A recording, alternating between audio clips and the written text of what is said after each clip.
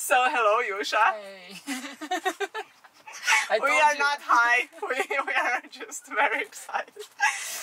So hi guys, this is Juša, my really good friend, and she is actually in Lisbon at the moment, as are we. Yeah. Would you like to introduce yourself? Phew, I don't know. Yeah, my name is Juša. And I'm really happy to be here. This is like my main event of the year. I told you this. One of my best friends got a child a few months ago, and we said that was her event of the year, and mine is definitely being here. I'm just like on top of. Well, yeah. I'm so happy. Yeah, me too. We are drinking. Juša had a really big vegan lunch, so it's coffee for her, and I'm having some green tea. Even though now I'm regretting that I named this series Hot Beverage, it should be just Beverage because it's gonna be summer. Yeah. And you know, maybe we'll break some rules. It's already hot. I It's feel very hot. the yeah. Now we close the windows for the outside sounds, and you can feel the heat. Yeah, it's in like the getting nice. Yes. Yeah. So, I just wanted to tell to everyone who is listening to this that actually we have known each other for a really long time. Yeah. Since when? I don't know, like people, every time when I post you on my stories, people go crazy, like, oh my god, you know Clara? And then I'm saying to everyone, we've been kind of friends since, I don't know, I have pictures from our parties at 6 years old. We were probably. partying at 6 years old. That is true. Yeah, we were like family friends. Yeah. And we hang out for that period of time when we were super young. Yeah. Then in high school, not that much. And then how did the roads cross us again? I don't know. I Was don't it know. Kucha or not? Like Maybe I saw Kucha, in Kucha, yeah. Yeah. But I Vegan think we food. wouldn't really get along in high school. I feel like our paths went Was different different. ways, and yeah, and then Probably. yeah, We I were changed, also yeah. not at the same high school, True. so that is True. also. Okay, would you like to tell people a bit more about yourself? Who are you? What do you do? Oh, this is stuff. Yeah, I'm Juša. I work as a digital strategist in an advertising agency. I'm proudly vegan since I've been vegan for a long time, but now I'm trying to like be more clear and open about it. I don't know. I think it's my main. Oh, before you think you were more like reserved about it? Yeah, like I would never want to be known for one thing, you know, like being everyone. Just vegan. Yeah, just vegan. But now I Juša, love that it. vegan girl. Yeah, but now I feel like it is one of the things that makes me who I am, and people know me for my love of food and being vegan, and and I live in Ljubljana for 11 years already. 12. But now I spend 1 month and a half in Lisbon because we are finishing our remote work period and we go back to the offices soon, so I thought, yeah, wanna do what I That's can. something I really want to talk with you about. But I want to ask you, for how long have you been vegan? When did you start? I've been vegan for 7.5 years. Wow. But I've been vegetarian for 25, I think. So That's crazy. yeah, but I've been vegan for almost 8, I think. Yeah. Let's talk first about this. Okay. Because it is something that a lot of people know me also because I used to make a lot of vegan recipes, although I was never like fully vegan. But it's something probably that also, you're right, Kucha, which was a restaurant in Ljubljana, vegan restaurant, probably really brought us together. Yeah. We had like a common, yeah. because we both loved Sergio. You By the remember way, yeah, that can we just sandwich? give like a minute of Silence. love for Kucha? I met so many people now in Lisbon who are vegan and trying to make a restaurant, blah blah blah, and I just tell everyone about Kucha. It was just the concept really that good. can never be beaten. Yes. Yeah. Wow. Yeah. Yes. So I want to, like, how is the, I don't know, for me it has always been difficult. Every time I tried to go fully vegan, it was almost impossible. So I want to know for you, what was the reason, how has it been, you know, because you've been vegan for a really long time and all that. What's your experience? Well, I have to probably go back to when I became vegetarian, because I was 5 or 6 years old when there That's was just crazy. Yeah, but everyone thinks that my parents were forcing me. We were a normal family, eating meat, not that much, but we were eating meat. Yeah. And then I remember there was an outbreak of mad cows, and I saw on TV a video of just a pile of dead cow bodies, and it was from disgust, not from the love of animals, but I was just so disgusted by it that I thought, no way I'm ever eating meat again. And my parents were, thank God, super supportive of it, which was super hard at that time. Like, my mom went to a doctor and asked her, about how to substitute proteins and blah, blah, blah. That is so nice. Yeah, and it wasn't, because the doctor said, yeah, well, it's not possible. You have to mix her meat into her food and lie to her. So that was like the solution back in 1997. Of course. But yeah, but then gradually we all became vegetarian, and now my parents don't live together, so we have 4 separate households, and we are all 4 vegan actually. So it was just like gradually. Your mom too. Yeah. Oh, I knew about your dad because he was also a regular visitor of Costa. But for your mom, I didn't know. Okay, and has it been like just, you know, because stories of vegans are different. I mean, I read a lot about famous vegans, and you know, for some it's like a difficult period and they need to go really slowly. Was it for you from being a vegetarian just like this? Yeah, like you stopped eating all animal products? That's how I do things normally. So I was just like, I watched the video, then my dad sent to me the best video you'll ever seen, something on YouTube, which was about things that I never even thought about. I'm really not an animal lover in general. I never thought about, really, like, I was a vegetarian from disgust, from being disgusted by meat, not because I loved animals. But then when I watched that video, something in me just like, it was like you were lied to for the whole life. And then I was just like more reading and researching and stuff. And I became vegan like right away. But then I went on my first exchange to Lisbon, and it was super hard, like to have those hangover days. So I was just like starting to eat frozen pizza once in a while, and then I was just like, fuck this shit, I want to eat pastéis. So I went back to being a vegetarian. And then when I came back from Lisbon, I was super inspired by my sister, who became vegan in the meantime, and she's a problem solver. She's like you and Clement. So I used to go to a restaurant and they had no vegan options, and I thought, well, it's God telling me I shouldn't be vegan, give me that shit, right? But Hannah was always like, okay, so do you maybe have boiled potatoes and vegetables and mix that? Can we make something happen? So she was a real inspiration for me, and that's how I went to live in Trieste then. And in Trieste I was like, okay, now I go back to vegan, and it was in Italy you managed. Yeah.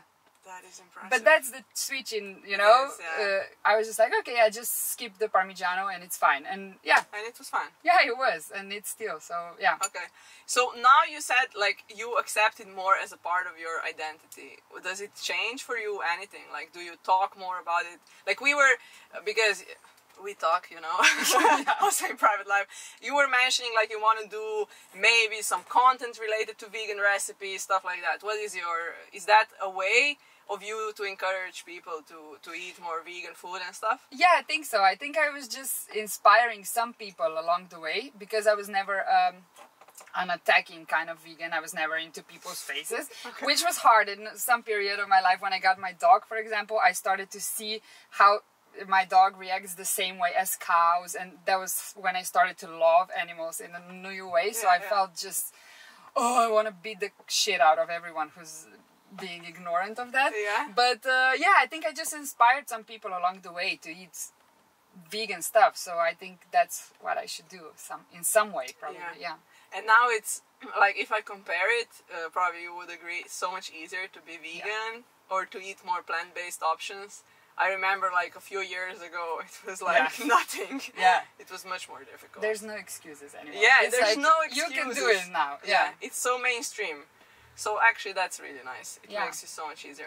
How would you say like your vegan diet? Do you really take care that it's super healthy? Or are you more like indulging, trying everything out? Well, I'm kind of on the junk side of it. That's where I feel like I need to improve, because for me to promote vegan food while I'm gaining weight and, you know, not looking my best, not feeling my best, it's like a bit of a downer. But I try to, and I'm getting better and better at it. But I love me some junks, right?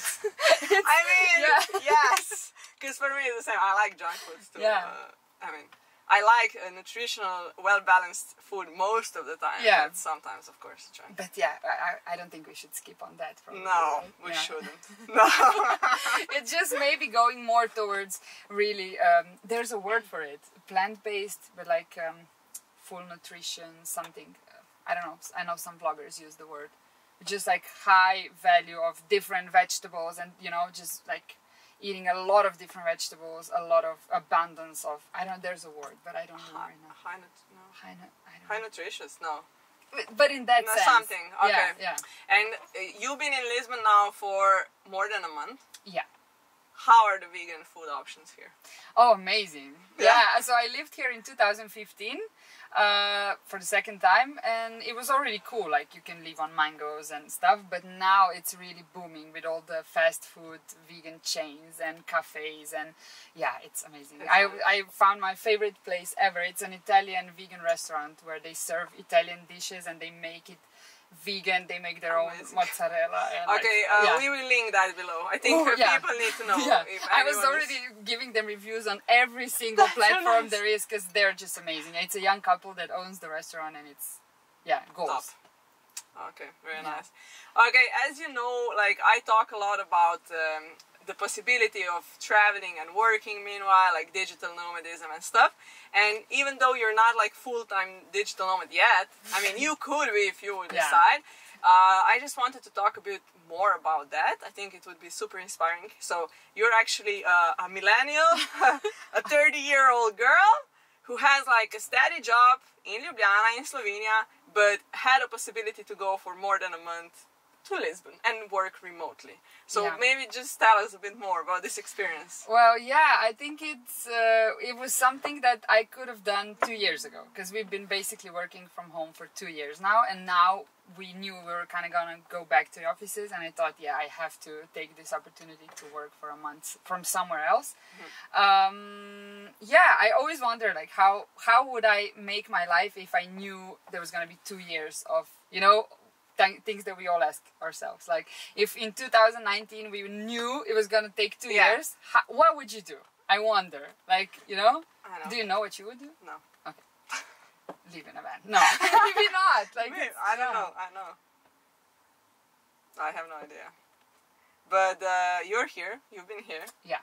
And you lived here before 2 times. 2 times, yeah. I went here for my first exchange, and then kind of by accident again in 2 years. Yeah, I didn't want to go back here. I wasn't planning on that. And then I applied to go to Finland. Wasn't accepted because I already did 2 Erasmus before that, so I was like going down the list. Got accepted to Paris, but then in the last moment I thought, no, I don't want to go to Paris. And then all of a sudden one space was was free for Lisbon, and it was just amazing. So I went to a different faculty with different people, single the second time, so it was a whole different experience. But it was like, it was a different, of course, more free. How was right now, like working remotely, how is it for you? Do you, like, from motivation point of view, from, I don't know, internet connection, all that, is it working fine? Did you have any problems? Yeah, I got an apartment with great internet, so I didn't even have to go. I thought I was gonna have to book a seat in like a co-working space, but I didn't have to. With motivation, I don't know, I get many questions about that, but we are, I think, kind of hard workers, and we just know, at my agency, it's just normal to be, but it's really just... her a raise. Yeah. It's just really normal to, you work every day from 9 to 5. I mean, you worked from home before, so it's normal for you. Sure. And I worked from many different places in those 2 years. So I need my computer. I worked from the seaside, from my friends' places, from my family places. Yeah, so. It was normal. Yeah. Okay.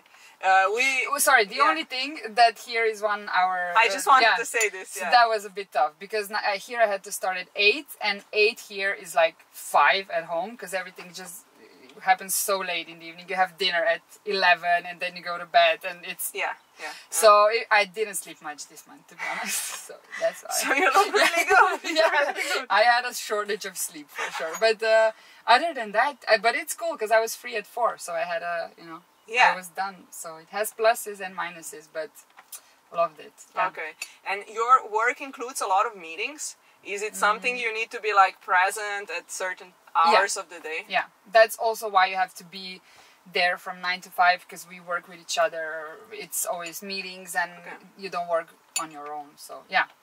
Okay, cool. Are you ever considering being a digital nomad? Like, could you live this lifestyle for a longer period of time? I don't know if that's something you want to sell me your book. Is that like just to say yes, and then so I have something for you. Like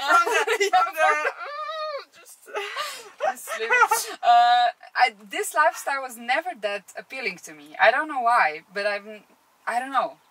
maybe it's getting more and more appealing to me in the sense of freedom, but this freedom is also kind of limiting for me because I know I need some structure, and this kind of job that requires me to be there at 9 helps a lot. I'm actually very glad you said that. Okay. Because we do idealize a lot of times, you know, jobs that have no like hour restrictions or something, but at the same time it can be problematic from different point of view, like no stability or no safety net, because you know it's your job, you know you will get paid, you know you will have work, and if you're a freelancer it can happen that, you know, it comes a month and you don't have as much work as you would want to or something.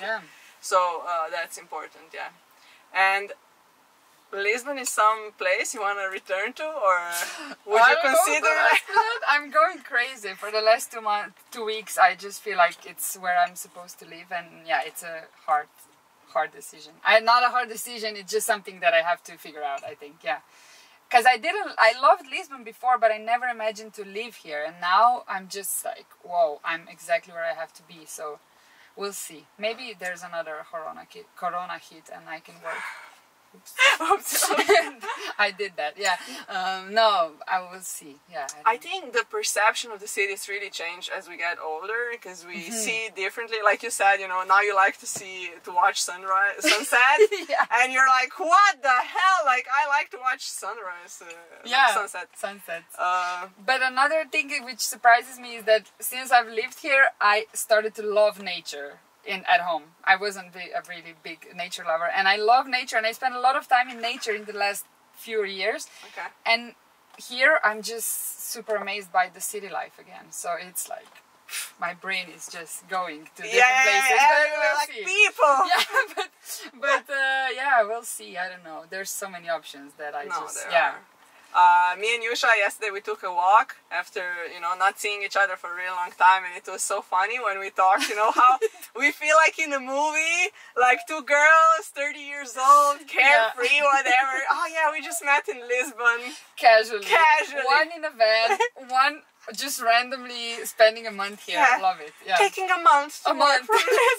Yeah, why not? But I think we have to remind ourselves from time to time that it's really an amazing life that we live, right? You get so spoiled. I know I got spoiled, super spoiled by the job that I have and by all the opportunities that it brings me. And then you're just like wanting more and more. But man, like, you know, you live amazing life that you wanted. I live, it's crazy, And I also wanted to talk about Costa Rica with you.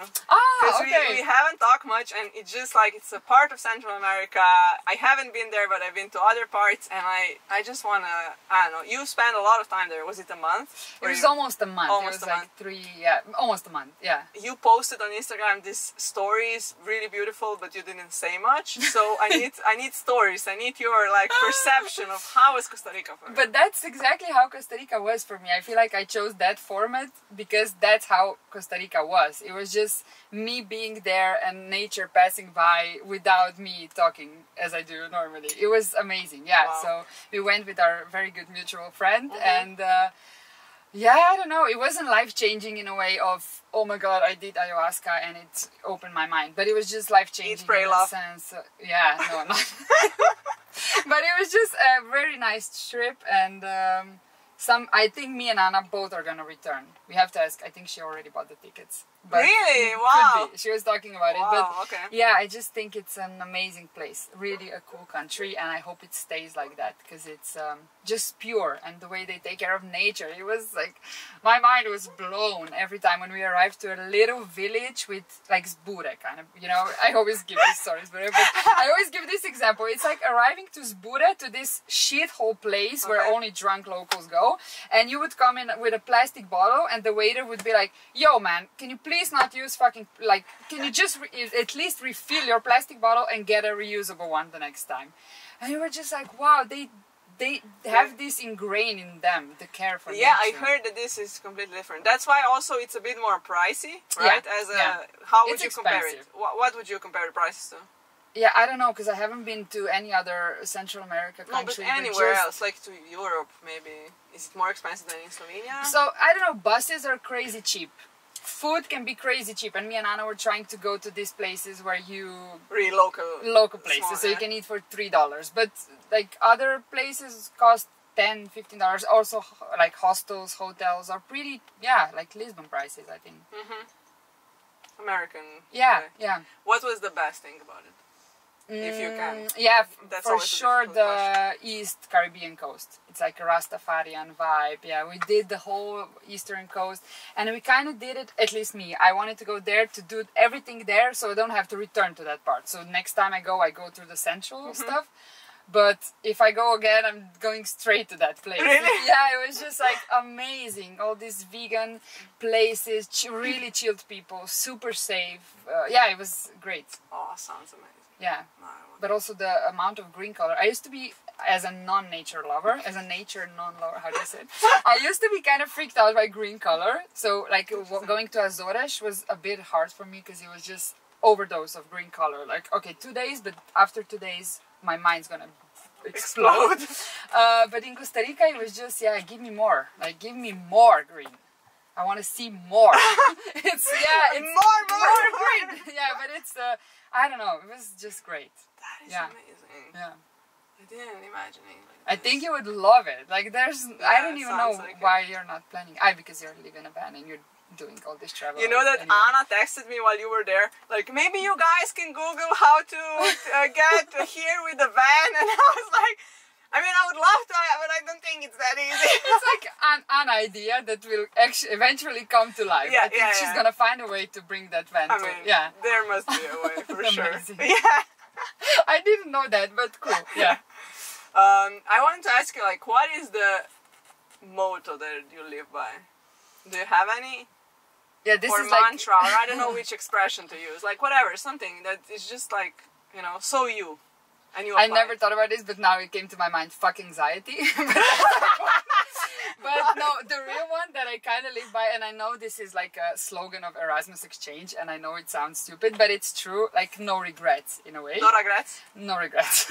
No regrets. But yeah, in that sense, I feel like I always live my life in a way that everything that comes for a reason. This is also a cliche, but I really mean it, and I go by and it's fine like that. Yeah. That's amazing. What's your motto? It was for a long time. I'm not sure I understand. Yeah, me neither. Me neither.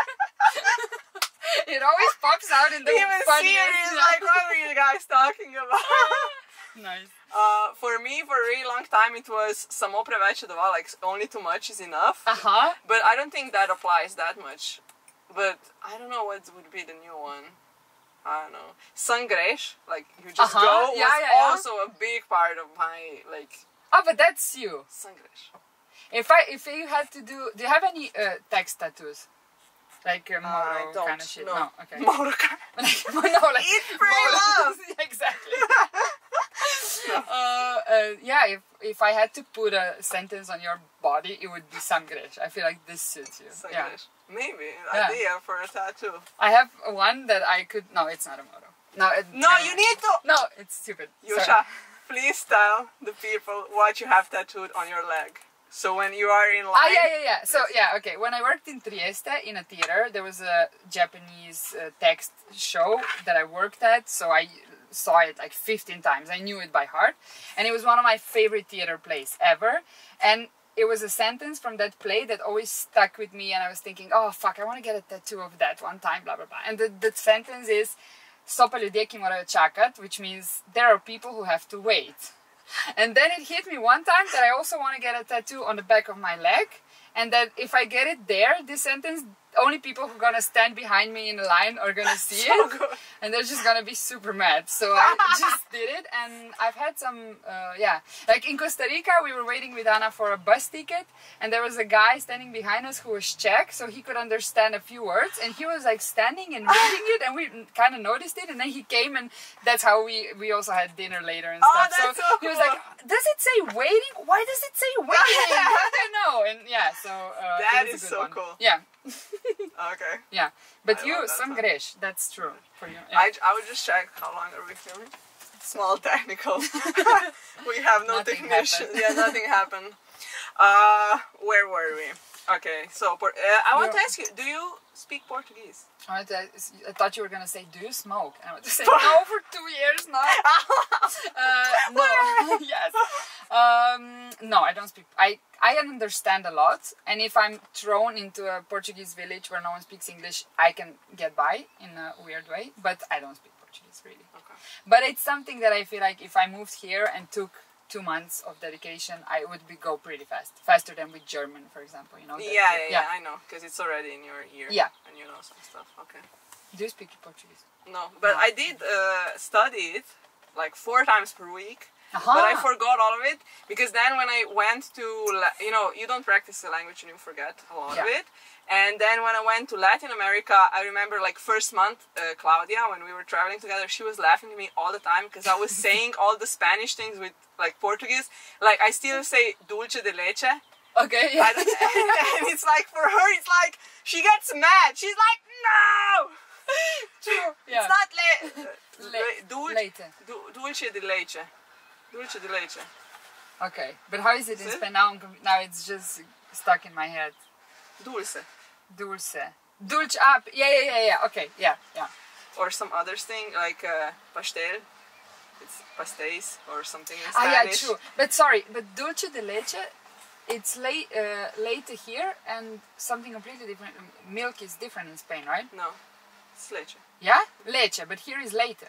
Ah, Later. that No, was I'm not saying it right, but dulce de leite. the later something. Was it? Yeah. It's in light later. As you I see, know. we are professionals in linguistics. Anyway, then I started learning Spanish. Aha! And then it was just like Portuguese forgotten forever and for always. I wonder if you could get it back. It would be a super cool experiment. It's such a beautiful language. I Yeah. mean, does it remind you a bit of like when you hear just a little bit people talk on the street, like some people from the Balkan are talking? No. Because of the sh and the ch Ah, yeah, it and could the be. soft l. Ah, yeah, You know, could not be. if you actually hear someone, it's in the the background. Yeah. It could easily be someone from Slovenia or Bosnia or Could something. be, or more even Serbian because of their charm. Like, I feel like they have this.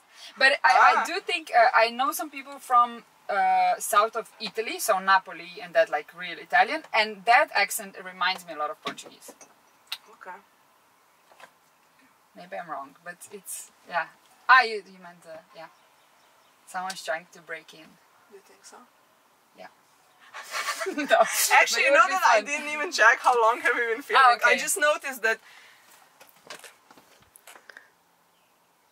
Forever. 30 minutes. Already? Time flies by. We're having fun. Okay, technical problems. Okay. So, yeah, 30 minutes, so we can slowly finish. Okay. And I would just want to ask if you have something you wanted to bring up, some topic maybe you wanted to speak about. No, I just want to ask you some stuff because I'm just answering your questions and it's not because even- Juša, it's so nice because Juša is like, where do you poop? How do you shower? And now wait, you're parked here, so what do you do? And blah, blah, blah, blah. And it's Yeah, so but nice. I always have this celebrity rush when I see you. No, but I really love you, and then I watch your stories, and then I'm here. I'm sitting in this. It's just A palace. It's a palace for me. No, but really, I was freaking out. And even if you don't ever post this, and you just did it for me for my like a gift, I love it. You know, truthfully, I think a lot of people can be inspired by your story. Which story? Which story? The story of like a girl that, you know, got to a point where her job like allows her to even move position like this, and you know, you're thinking about moving to a foreign country, and you lived in Lisbon for 2 times, and you traveled to Costa Rica with your friend. I know, it's just like, how many people do you know who did that? Thank you. But I think it's one of those things where I feel like I don't travel at all. I don't do anything interesting. I'm just a boring vegan who lives. Oh my But God. it's so nice to know, like I'm exaggerating. But I feel like, yeah, it's true when you look at it like that. Thank you. Yeah. This was very good for my mental health. Yes, I'm glad, because that's also, you know, that was the immediately when I was like, oh, we should have a hot beverage chat, that was immediately my thought, what should we talk about? It was those topics, because yeah. So next time we talk about dark sides of darks, life. yeah. Okay. How many times do you cry per week? Ooh. Not anymore, but I used to. Stay tuned. Stay tuned, because just yesterday I told Juša that actually living in Portugal, because I also lived in Portugal, was the saddest and darkest period of my life. Wow. Wow, so stay tuned. Stay tuned. And I didn't have that much fun at some point as well, so yeah. So with that we can say thank you to each other. Thank you. Thank you. I went to yoga this morning and we did a shanti, which I never done before, and then namaste. So I really bow to you, and Namaste. I'm super happy to be here. It's this man, you know what I mean? Love it. Thank you for joining me. Thank you for all who were listening on all the cameras. I hope they all worked. Juša is not an influencer, but she sometimes posts and has some vision to do vegan TikToks, which I hope it will happen at one point. Yeah. Can I post your Instagram? Yeah, you can, but it's just shit there. Yeah. Maybe when we talk about dark stuff, then there's already like, oh, but there's a vegan channel that you can join. Maybe. Yeah. We'll see. Thank you so much. If you haven't subscribed to my YouTube channel, please do it, and see you in the next video. Bye. Ciao. Ciao. Oh my God.